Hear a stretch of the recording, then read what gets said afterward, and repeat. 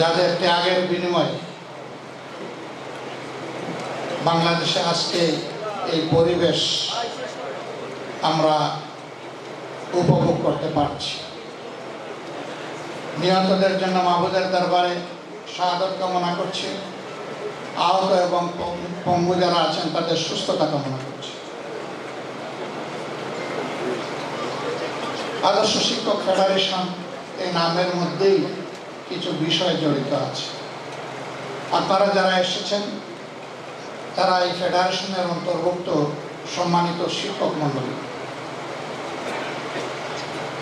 অর্থাৎ আপনারা শিক্ষকদের মধ্যেও আদর্শ। আল্লাহ রাব্বুল আলামিনের বড় মেহেরবানি, আসমানের নিচে এবং জমিনের উপরে। 1 নম্বরে আল্লাহর কোরআন কিতাবুল্লাহ,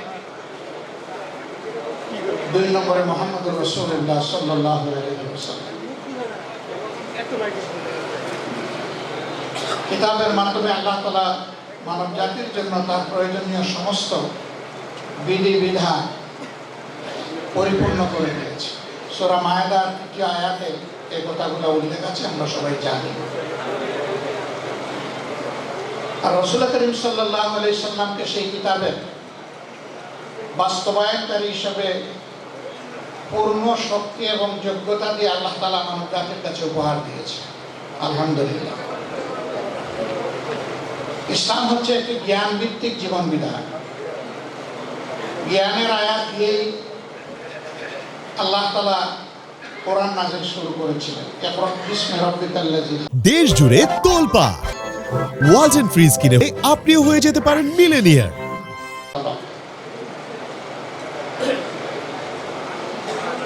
আর রাসূল করিম সাল্লাল্লাহু আলাইহি সাল্লাম নিজের পরিচয় দিয়ে বলছেন এইভাবে, বুরিস্তু মুআল্লিমা, আমাকে পাঠানো হয়েছে শিক্ষক করে।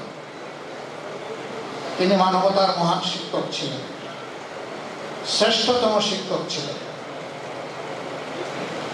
আজকে এই শিক্ষকরা সমবেত হয়েছেন, হচ্ছেন, আন্দোলন করেছেন, করছেন তাদের ছাত্রদের কাছে। ছাত্রদেরকে তারা বলছেন যে আমাদের এই দাবি তোমরা মেনে নাও। এখন যারা রাষ্ট্রের বিভিন্ন পর্যায়ে গুরুদায়িত্ব পালন করছেন তারা কোনো না কোনো সময়ে শিক্ষা প্রতিষ্ঠানে শিক্ষকদের ছাত্র ছিলেন। তাহলে নিজের ছাত্রদেরকে এত কথা বলতে হয় কেন? আমরা শিক্ষকদের মর্যাদা মাঝে মধ্যে একটু ঝলক দেখি। একজন মহান শিক্ষক রাস্তা দিয়ে হাঁটছেন, হঠাৎ করে দেখা যায় কিছু মানুষ এসে তাকে ঝাপটে ধরেছে অথবা পায়ে পড়েছে। পায়ে পড়ার বিষয়টা আমি সমর্থন বলছেন, বাস্তবতা বলতেছে। তার শ্রদ্ধার জায়গা থেকে সে এরকম ঝাপটে ধরে। অনেক সময় শিক্ষক হাঁটছেন, গাড়ি থামিয়ে গাড়ির দরজা খুলে একজন সফের জামাওয়ালা ভদ্রলোক এসে শিক্ষককে জড়াই ধরেন, কাঁধে চুমু দেন, দোয়া চান। তার পরিচয় কি?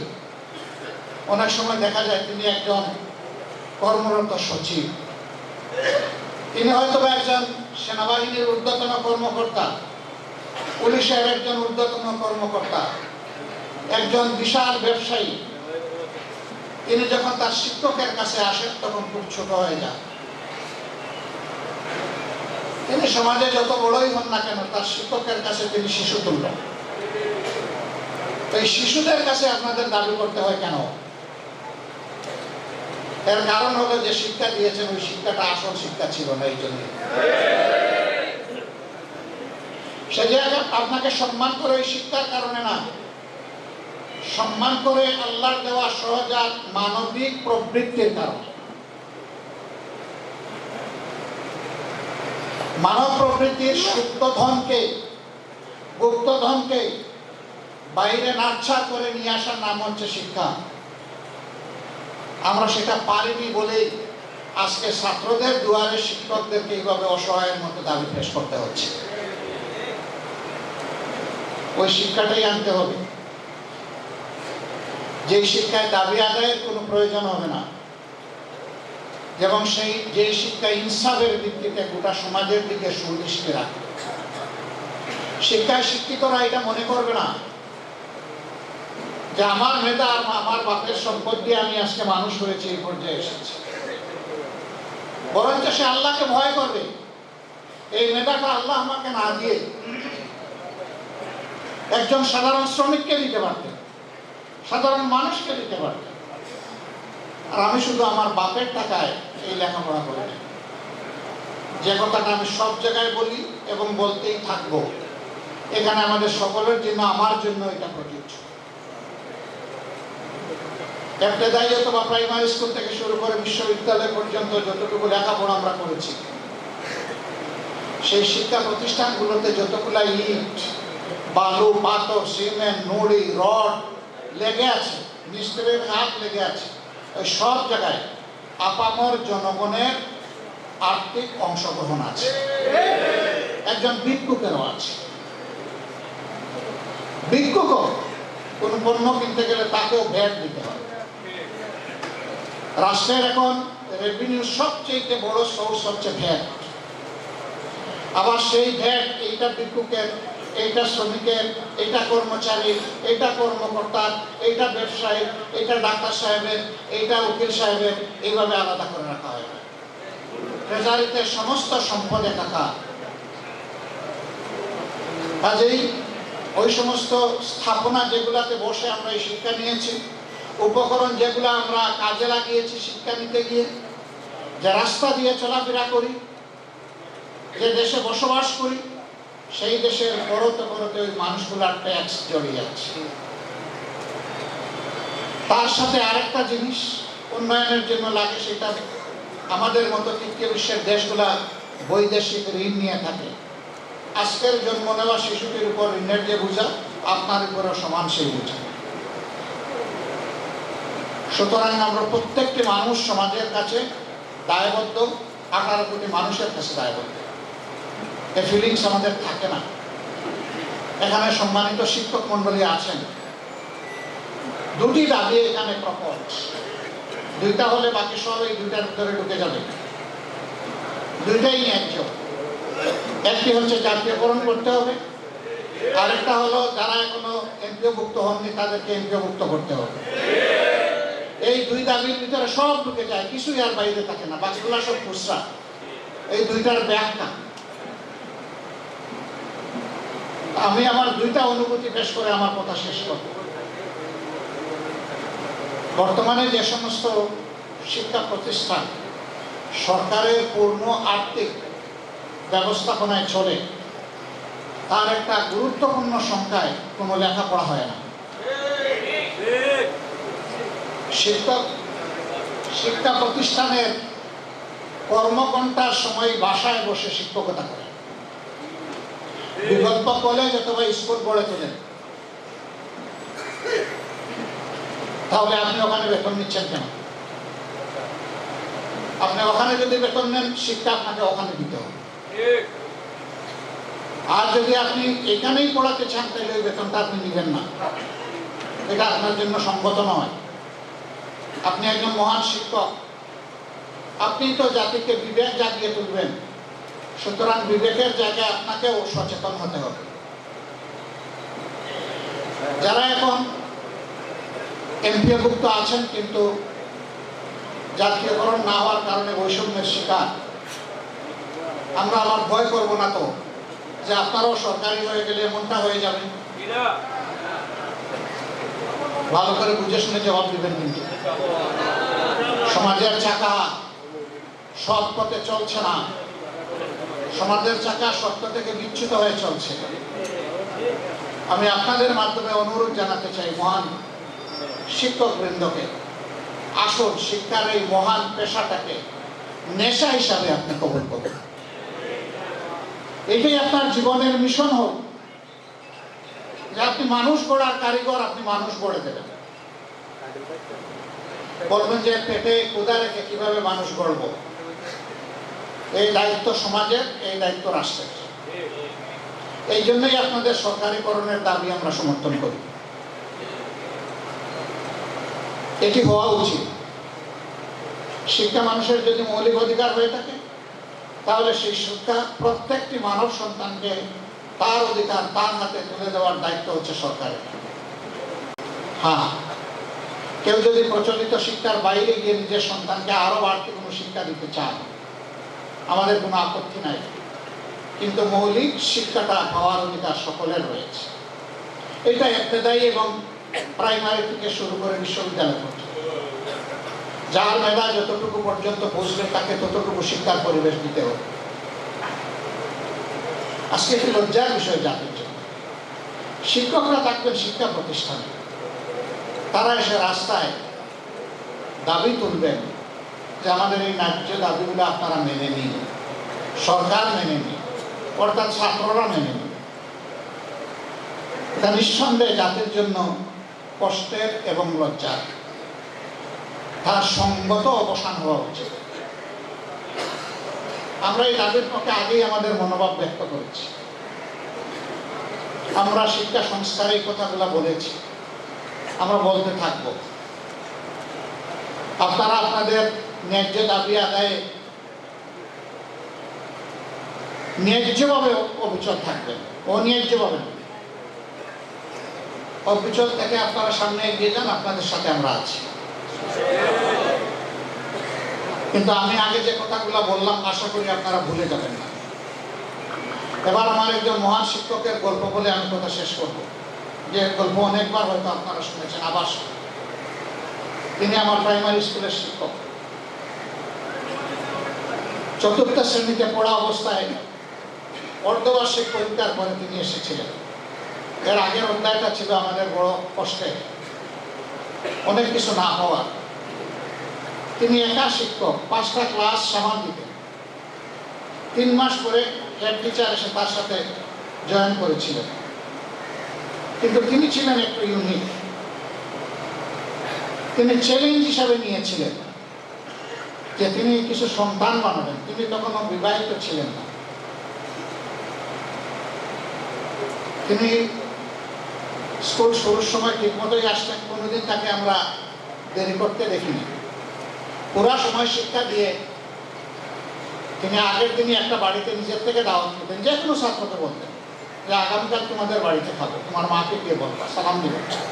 এই বাড়িতে কি আসে না আসে এটা তার জানার কোনো দরকার নেই। তিনি সচ্ছল না অসচ্ছল এটা তিনি পরোয়া করতেন না। যে যেরকম করে তার মতো করে খাওয়াবে আলহামদুলিল্লাহ।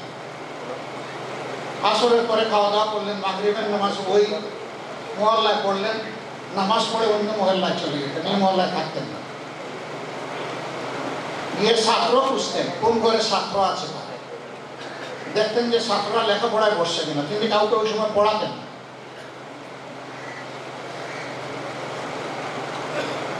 দেখে দেখে তিনি এসার নামাজ পড়ে তারপরে তার বাড়ি এখান থেকে 15 মাইল দূরে বাইসাইকেল চালিয়ে কাঁচা রাস্তা দিয়ে তিনি চলে যান।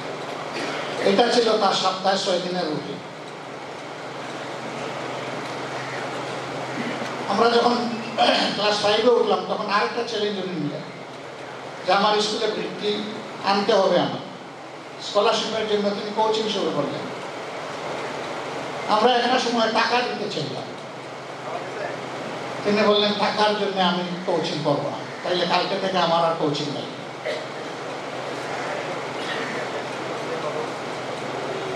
আমরা বই আর টাকা দেওয়ার কথা মুখেও আনি। সব শেষ করে আলহামদুলিল্লাহ ফলাফলও তিনি হাতে এনেছিলেন। আমার হাই স্কুলটা তার গ্রামের কাছে, যাওয়ার সময় স্যারের সাথে দেখা হতো, দোয়া নিতাম, সালাম বিনিময় করতাম, খোঁজখবর নিতাম। শুধু আমাকে না, তার সব ছাত্রদের। কিন্তু বাকিদের কথাই বলতে পারবো না। আমি যখন ইন্টারমিডিয়েটে ভর্তি হয়েছি তখন থেকে এমবিবিএস শেষ করা পর্যন্ত প্রতি মাসে আমি স্যারের হাতের লেখা একটা চিঠি পেতাম। একজন পিতা হিসেবে তার সন্তানকে যে সমস্ত পরামর্শ উপদেশ দেওয়ার কথা চিঠিতে সেগুলা থাকতো, দোয়া থাকতো।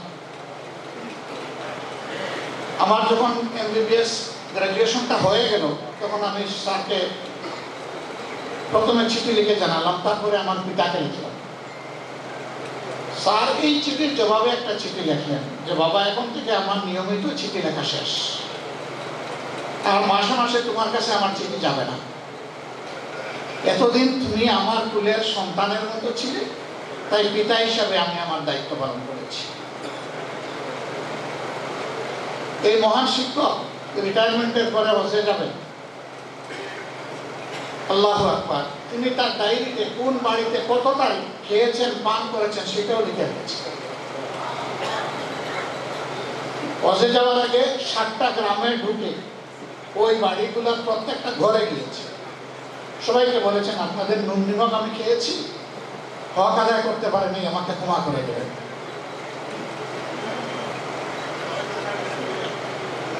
ক্ষমা তো গ্রামবাসীর তার কাছে চাওয়ার কথা,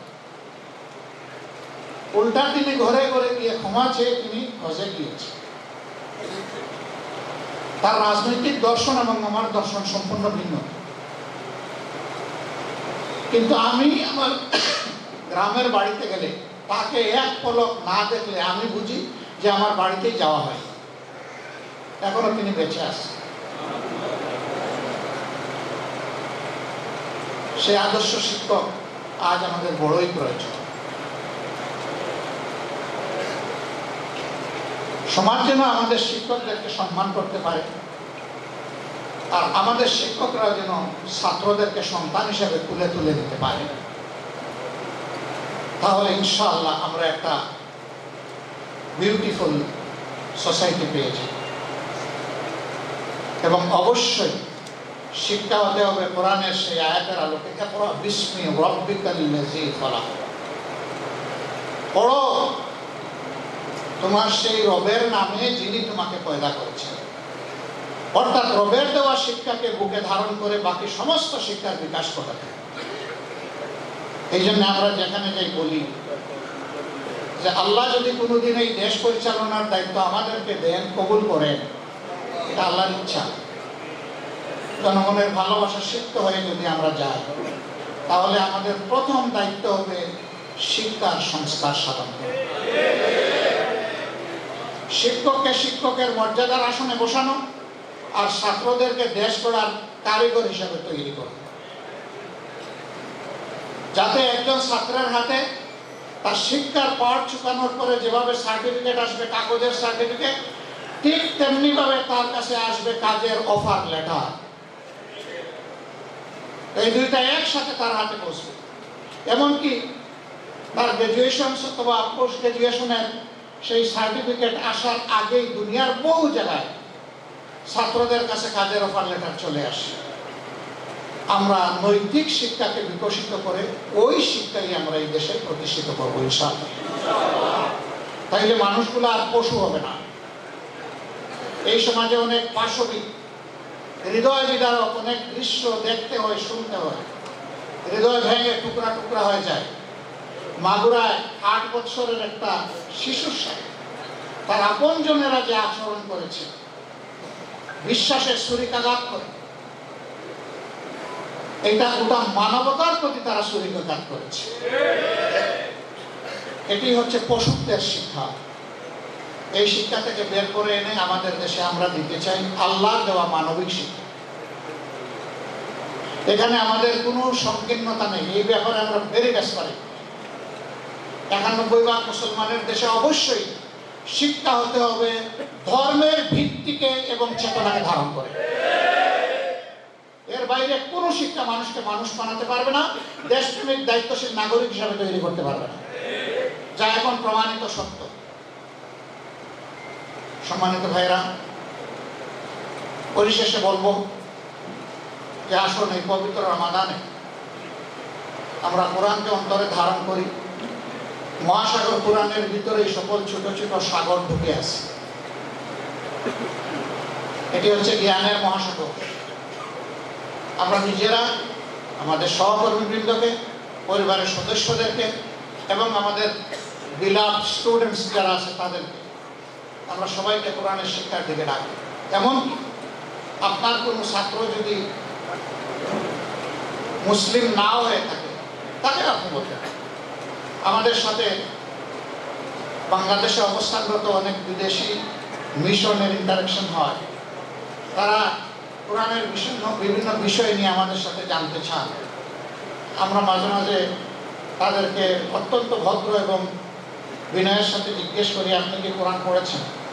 পড়ার সুযোগ হয়েছে? বললো না।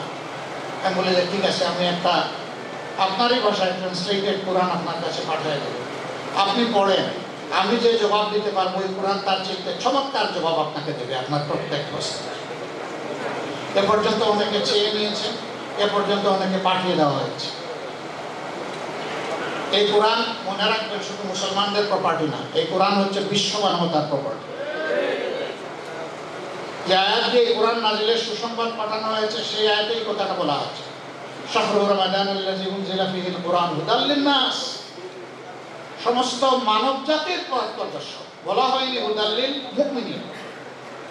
এই বেসিক আয়াতটি হচ্ছে হুদাল লিন-নাস। অতএব এই কোরআনের উপর সকলের হক আছে। এটা যেন আমরা বেড়া দিয়ে আটকে না রাখি, এটাকে উন্মুক্ত করে দিতে হবে। এখান থেকে মণিমুক্তা যারা লাভ করতে চায় তারা করবে। ওয়েস্টে আজকে যারা ইসলামকে গ্রহণ করছে আপনার আমার মুখের কথা শুনে নয়, তারা কোরআনের কথা শুনে কোরআনের সাথে বন্ধুত্ব সৃষ্টি করে তারা সেটা করছে। এমনকি অনেক গবেষক কোরআনের কোথায় কোথায় ভুল আছে এইটা ধরতে গিয়ে নিজেই কাবু হয়ে গেছে। ভুল তিনি কোথাও বুঝে পাননি, পাবেন না তো। আল্লাহ তাআলা ওয়ারেন্টি দিয়েছেন, যালিকাল কিতাবু লা রাইবা ফীহি, এই কিতাবে কোনো গালতি নাই, ভুল নাই, ত্রুটি বিচ্যুতি নাই। আপনি পাবেন কিভাবে? আপনি পাবেন না। এটি আল্লাহর কিতাব এবং অবিকল, অপরিবর্তিত। কিয়ামত পর্যন্ত আল্লাহ তাআলা এইভাবেই কোরআনকে হেফাজত করবেন ইনশাআল্লাহ। আসুন একটা ইনসাফ ভিত্তিক দেশ গঠনের মাধ্যমে আমরা একটা সুন্দর শিক্ষা ব্যবস্থা গড়ার জন্য এগিয়ে যাই এবং মহান শিক্ষকদের এই দুর্দশাই জাতিকে আর যাতে দেখতে না হয়, তারা মজলুম হয়ে দাঁড়ে দাঁড়ে ঘুরছেন, এটার অবসান হোক আন্তরিকভাবে কামনা করি। এবং আপনাদের দাবির পক্ষে আমাদের অবস্থান সুস্পষ্ট, আমরা আছি, ইনশাল্লাহ আমরা থাকবো। আল্লাহ হাফিজ। বাংলাদেশ জিন্দাবাদ। আসসালামু আলাইকুম ওয়া রাহমাতুল্লাহ।